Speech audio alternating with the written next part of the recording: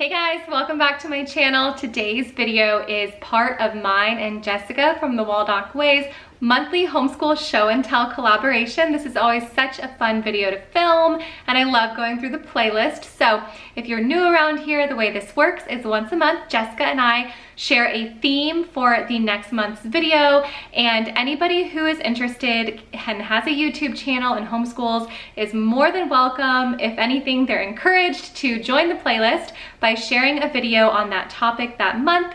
We keep the playlist open until the end of the month and then we close it off. So no matter what size channel you have, whether it's your first video or you have hundreds, we would love for you guys to participate. This is just like a nice, big, open homeschooling collaboration where everybody can share their perspective on homeschooling. And the reason that we really wanted to start this was, one, for other channels to put themselves out there and share their take on different ideas, but two, just to share that there's not one way to homeschool. So this is a great collaboration where you can go through different videos and see other homeschoolers that have a similar style to you, or maybe it'll just alleviate fears that you have about homeschooling when you see that if there are 20 videos in a playlist, they're all 20 going to be very different. So homeschooling is not one size fits all. It looks different in every home, and that is what we love most about this collaboration. So this month's theme is tips for homeschooling success, where we're supposed to share our 3 tips for homeschooling success. So I'm looking forward to sharing that with you guys today.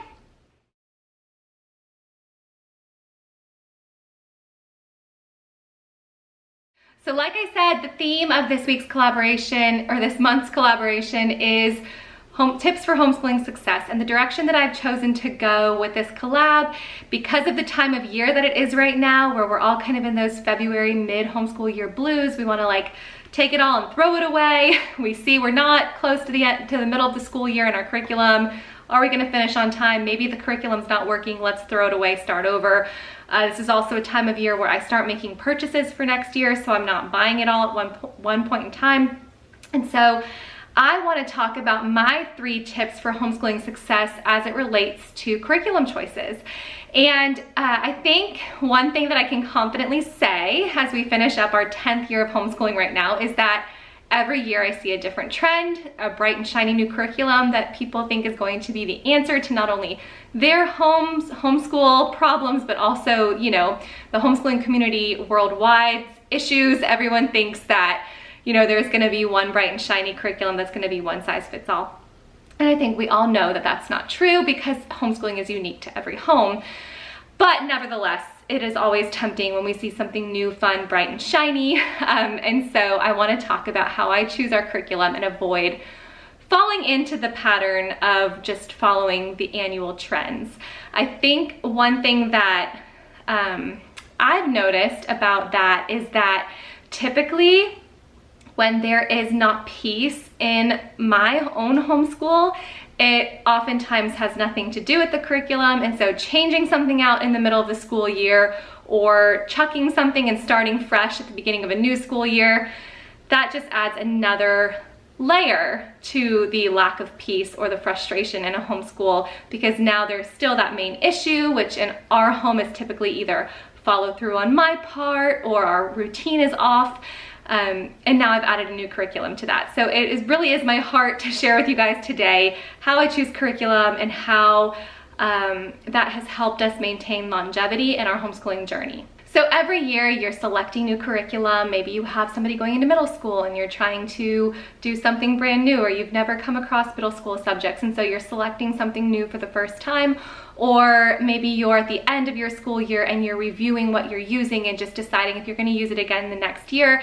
These are the 3 points that I try to keep things focused on, and if it doesn't fit into these 3 categories, it's a no-go for me. I can confidently say that. So it's a little unconventional, I think, the way I choose it, because my first point is this: does it work for mom, or does it work for dad, or whoever the homeschooling teacher is? And it is rare that I would say put yourself first before your children, but when it comes to curriculum, I find that if a curriculum doesn't fit for our family, or I get to the end of the year and I'm like, it's not working for us, literally 100% of the time, I don't even want to say like 9 times out of 10, 100% of the time, it was because I took issue with the way the curriculum was laid out.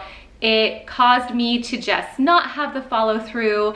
It was either too much prep for me or not enough, you know, fun. I want to say fun, but not like it has to be fun, but it was just not something that I was teaching in a way that was exciting, or I was able to really encourage my kids to learn with.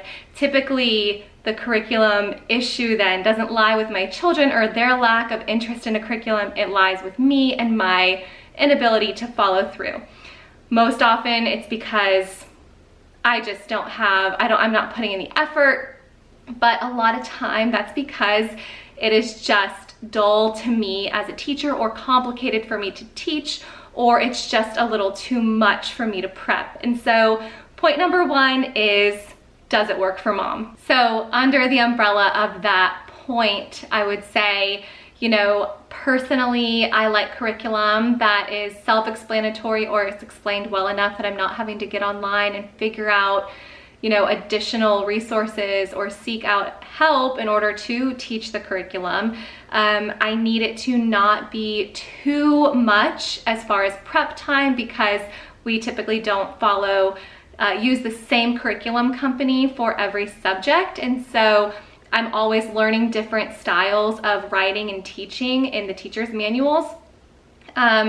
What is the cost? Like, is the cost all, you know, is it all within this curriculum, or am I going to be needing to purchase materials every week for every project? Things like that fall under that category of, does this work for mom? And again, it is what it is. I know it's not pretty to say, like, if it doesn't work for me, it doesn't work for my family, but at the end of the day, as a mom of 4, almost 5, I have just learned that it is rarely my children's lack of interest in a curriculum that is the reason we don't use it or it doesn't work for us. Most often, it's a lack of energy on my part. So I do choose curriculum first based on how appealing it is to me as a teacher. So then second point follows right behind that, and that is, does this meet my family's needs as a whole? So being a large family, I want to choose curriculum that meets our whole entire family's learning style, our family goals. It works for our entire family schedule. It's rare unless there's we have had some different learning struggles happen within our home, and in that case, by all means, yes, like tweak a curriculum to fit that child's needs. But for the most part, I make my curriculum choices based on whole family, like the longevity of the curriculum for our entire family. So some things that fall under that category for us would be, what's the long term on this curriculum? Is this something I can purchase, once and use for all of my children? Is this something that we can do as a family subject? I love family subjects as often as possible. Most of our subjects are family subjects, all sitting together at the table with just maybe different expectations per child, per grade level. Does this work with our family's semi-unconventional schedule? We have co-op on one day. We get together with another group on a different day.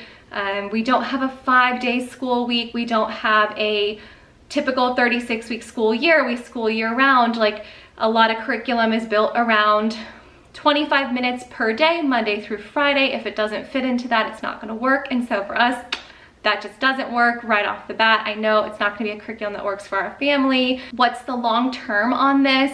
So I like to choose, say, a company for first, second, third grade that I'm also wanting to use for 4th, 5th, and 6th grade. I like keeping with one company for each particular subject as long as possible. I don't like hopping around in the future. So if a curriculum doesn't offer multiple grade levels on one curriculum, I tend not to use it.